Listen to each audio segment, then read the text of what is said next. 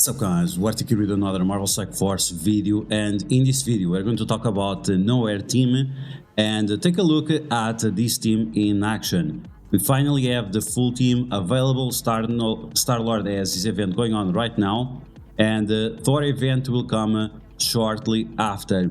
And this is a very interesting team in terms of Alliance Wars for sure, but you also have some value of this team in other game modes as well. On top of that, this team was announced to be a legendary requirement, so depending on your goals, you might want to invest more or less on them. I just want to make sure that you guys are aware that even at low power, like my team is right now, this team performs very well. The centerpiece, of course, is going to be Knowhere, is the legendary of this team, but the other characters have good value as well. And some of the characters are very interesting, like the new Thor is quite powerful. He does ability block on his special, which is awesome. While his base speed is a little bit slow, he's actually not that slow because of his passive. Then we have Star-Lord with a lot of focus, able to apply blinds even to Morgan Le Fay if we have the right ISO weight. And Cosmo and Korg, it's an interesting combination that we have on this team as well. So we are going to talk about this team in the future in terms of T-Force and ISO weight and so on, because depending on the size of the team, you don't have to do as many T-Force. And the reason why, it's because, like, if Cosmo is going to die or if Korg is going to die, it doesn't matter if they have a lot of T-Force if they're not able to use those abilities. But we're gonna save that for later.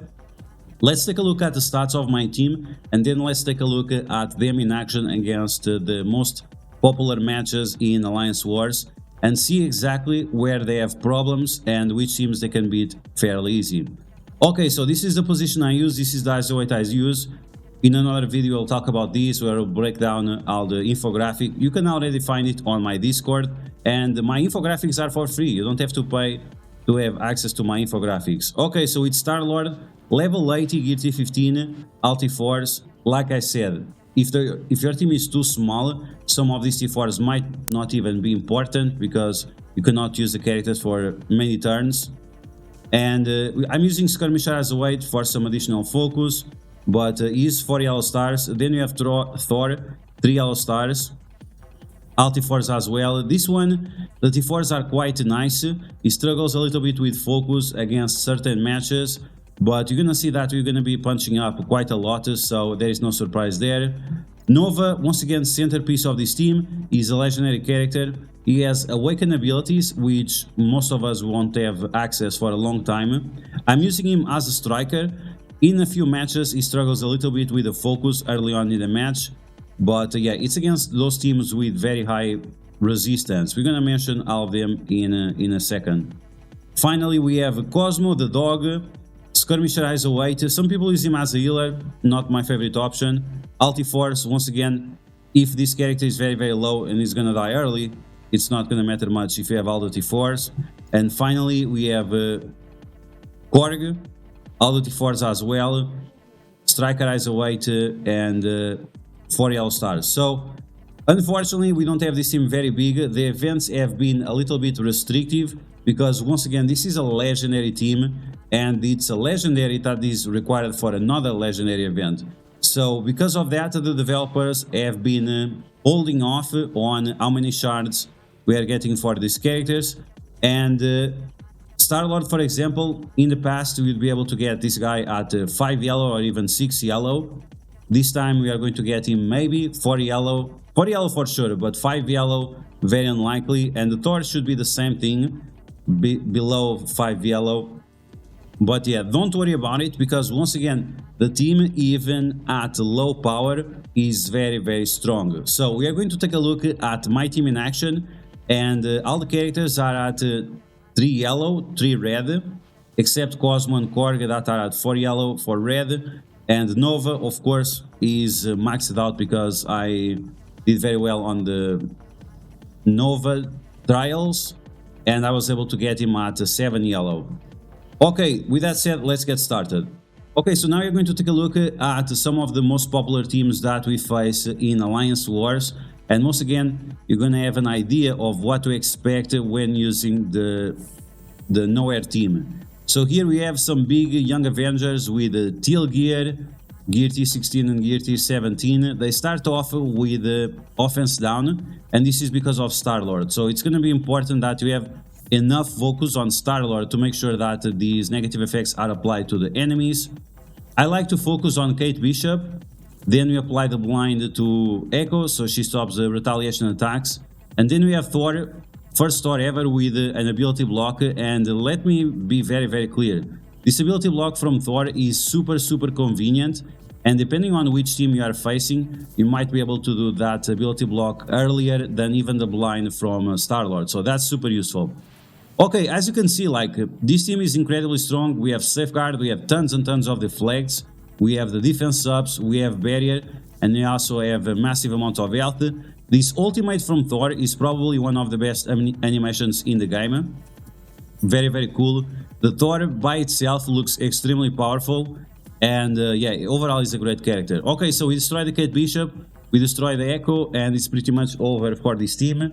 We don't even have to worry about the healing on Squirrel Girl. Now we have some big hero Asgardians, and of course Knowhere is going to destroy them. Once again, they start with offense down. Once again, if you don't have Skirmisher Eyes Await on Star-Lord, he might not be able to apply these offense downs. And I'm going to be very clear, this offense down is extremely important when you are facing some of those bigger teams. Okay, so Thor not only applies ability block, but he also removes the buffs from the enemies. So it's super convenient. Even if they have immunity, you can remove the immunity and then apply the ability block. And you can see the damage output of this team from Star-Lord and Thor alone is pretty much ridiculous. I have Korg as a striker because he applies slow for 2 turns and he also does massive amount of damage. Some people like to use him as fortifier. That's a nice option as well, especially if your team is kind of small and you need him to take more damage than he does instead. Okay, blind to multiple characters on this massive rebirth. This rebirth is like 1.8 with buffs. Without buffs it's 1.5, so you can see that they are holding back very well. But at the end of the day, as soon as you get the ultimate from Nova, the amount of damage that we do and the amount of healing we get is just too much for them to handle. Once again, big ultimate from Thor, amazing animations, and there you go, rebirth is gone. Now we're gonna take a look at Heroes for Hire. So we are taking a look at 400k punch up, and while the Knowhere team is not designed to beat Heroes for Hire like easily, they still do it fine. You just want to make sure that you focus on Shang-Chi, you apply the stun with trauma to him. After the stun, he still has heal block with trauma, so you want to make sure you ship away those charges from Shang-Chi with the other attacks, right? So because he has the trauma, because he has the heal block, you can remove the charges without him healing up. Now, something you have to keep in mind is that if you kill someone with Nova Ultimate, they will not revive. So this is a way that you can also beat the Heroes for Hire, but if they are too big, it's gonna be unlikely to do. And that's pretty much it. Because this team has so many deflects, because this team has so much safeguards and the defense ups and the barrier, also massive amounts of health, Heroes for Hire is not going to be a problem for you. Okay, so we are punching up 700k on Darkhold, and Darkhold is when the problem starts. So once again, the offense down is going to be extremely important when you are facing these massive teams, and this is why I prefer Skirmisher Eyes Await on Star-Lord, because otherwise he's going to struggle quite a bit to apply offense down to these teams with a higher amount of resistance. Then with Thor, you should ability block the Wong, make sure that he doesn't bounce early on, and you can focus on that Morgan Fay as much as you can. I like to apply blind to her after the stun, so that means multiple turns where her ultimate is not going to do anything to you. Even if she does her ultimate, your team doesn't have any controllers, it's only blasters and protectors, supports, so you don't have to worry too much about that. So you might prefer to just attack Wong and destroy him early on, so you don't waste too much time. So you can see here that I'm not exactly struggling, but I'm wasting a little bit of time, because focusing on Morgan Fay, it just takes too much. But yeah, you also don't want her to do her special. The special is extremely annoying, so maybe what you want to do is just to ability block Wong, let her do the ultimate, and then stun her when she does the special. Yes, I think that's going to be the best way to go about it, so you can save a little bit of time. Okay, so as you can see, Korg keeps dying and reviving. That's great because every time he revives, he gives defense up to your team and deflects. And what the fortifier is going to do is to make sure that he stays alive for longer. Does it really matter that he stays alive for longer? I'm not really sure, because once again, what you actually want is for him to die and revive as often as possible. So the fact that you're giving him fortifier, it kinda stops that effect, because you're not gonna get as many defense ups and deflects as you'd get otherwise. Okay, so here we go. 3 mana against that Strange Supreme, and it's over. Okay, so now we have Darkhold with Dormammu. Is this going to be more difficult? Because we have Dormammu with the trauma and so on. Not really, because once again, we have a lot of safeguards, we have a lot of defense subs and deflects, and those are going to be protected by the safeguard, so the special of Dormammu is not going to do much. Okay, so this time I went after the Wong a little bit faster, but unfortunately I was not able to stop him from taunting. Then I apply blind to him and apply blind to Dormammu. This was because Dormammu didn't have the offense down, so keep that in mind. Morgan Le Fay does her ultimate, but once again we don't have any controllers, so it's not a big deal. We deal massive amounts of damage to Dormammu, and he goes on stealth, so there is not much we can do. Morgan Le Fay does her special, we are stuck behind her because everyone else is on stealth. But you can see that this team has so much damage that it's not a big deal if the characters revive or not. And Thor just decimated that Dormammu. So even Thor at 3 yellow, 3 red, here T15, his damage is very, very impressive. Okay, so we have some more problematic team. We have Darkhold with Apocalypse and American Chavez. I'm not sure if American Chavez next to Wong is the best way about it. I would definitely put I don't know. I guess I don't know. It's strange. One goes faster and he does the taunt, but it doesn't really matter because you are still going to blind him. You are still going to blind Morgan Le Fay, and with American Chavez, this team is just not dangerous enough. You'll see that after this, you're gonna face a similar team without American Chavez, and that team is way more dangerous. Okay, so we keep slapping on that Morgan Le Fay. Apocalypse with his ultimate now, but we are protected with the safeguard. Once again, coming up very clutch. Korg with his taunt is gonna take the ultimate of Apocalypse in the face. I'm not sure if he can revive after or not, but it's not a big deal. Okay, so here we go. We're gonna face Gamma. We are going to punch up 700k on this Gamma team. And depending on the size of your Knowhere team, or depending on the size of the Gamma, this match might be a little bit easier or not. Okay, so here, because we are punching up once again 700k, you might not get always the same results, but it's possible. Okay, so you want to stun Hulk, you want to make sure that Hulk is not in your face, then you want to apply blind to Red Hulk, and you want to make sure that you trigger his ultimate while he's blinded. After that, he's going to fail his ultimate. He still does the battlefield effect, but at least you are not having the trauma to deal with or anything like that. Okay, so Cosmo unfortunately died very early. This is why the size of the team matters. And you might want to save the ultimate from Nova to clear up that battlefield effect. Maybe my Nova went too early. And that's pretty much it. So you're gonna struggle a little bit trying to get rid of these guys. We don't have a heal block and a stun for a long time. We do that ability block to Braun, but it's not a big deal. Unfortunately, we don't have any character to apply vulnerability, so this is gonna take a lot longer. But we're gonna be able to do it anyway.